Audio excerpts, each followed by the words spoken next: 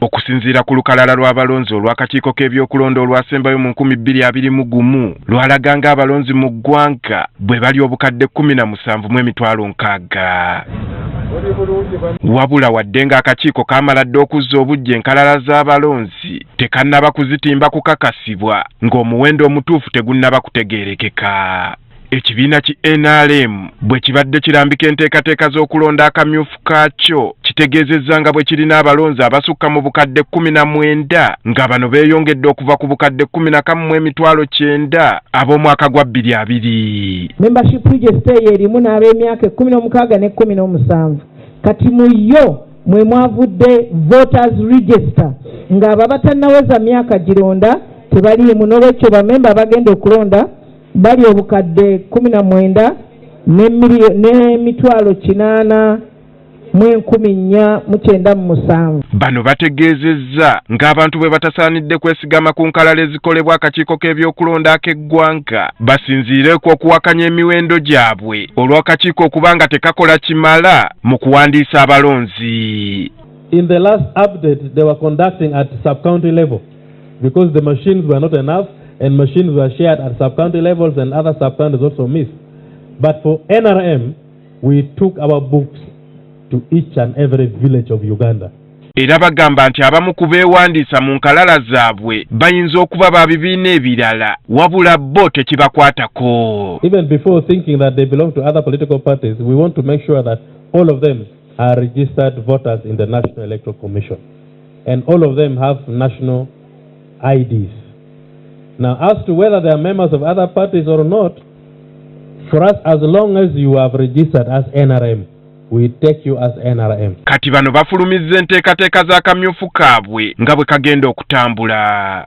Abeegwanyiza okuvuganya ku bubaka bwa paalamenti baakugjayo empapulo okuva nga 2 okutuuka nga 15 ogw'omukaaga omwaka guno. Bano baakutandika okusunsulibwa okuva nga 17 okutuuka nga 3 era ogw'omukaaga ate balondebwe nga 16 ogw'omusanvu omwaka gwa 2025. Bammeeya baakugjayo empapula okuva nga 2 okutuuka nga 15 ogw'omukaaga basunsulibwe nga 17 okutuuka nga 3 era ogw'omukaaga ate balondebwe nga 24 ogw'omusanvu omwaka guno. Bakansala baakugjayo empapula okuva nga 28 ogw'omusanvu okutuusa nga 4 ogw'omunaana basunsulibwe nga 5 okutuuka nga 9 omwezi gwe gumu ate balondebwe nga 18 ogw'omunaana omwaka guno.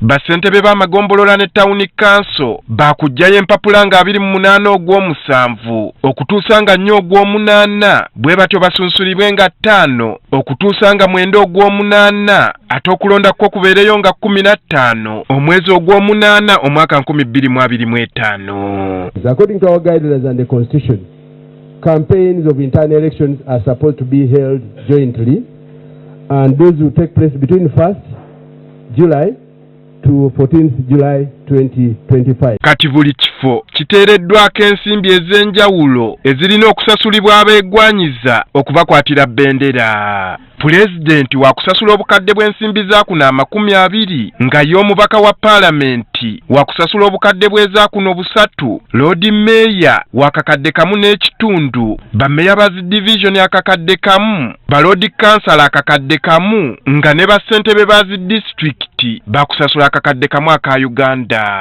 Sente zino tebajja nazo naye baziteeka ku akawunti y'ekibiina mu banka ya Centenary branch ye Lugogo era liri mannya ga National Resistance Movement. Ate babeegwanyiza ebifo eby'oku ntikko baakulaga obwetaavu bwabwe mu ttabamiruka era balondebwa ababaka abakiikirira ekibiina kino ku mutendera gw'eggwanga lyonna aba National Executive Committee oba NEC.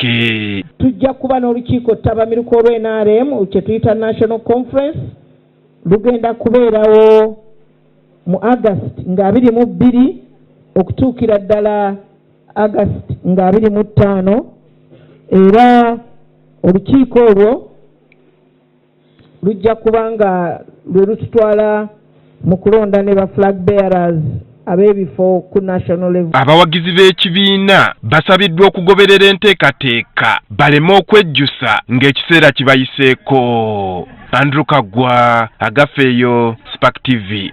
We shall ask Ambrose to help us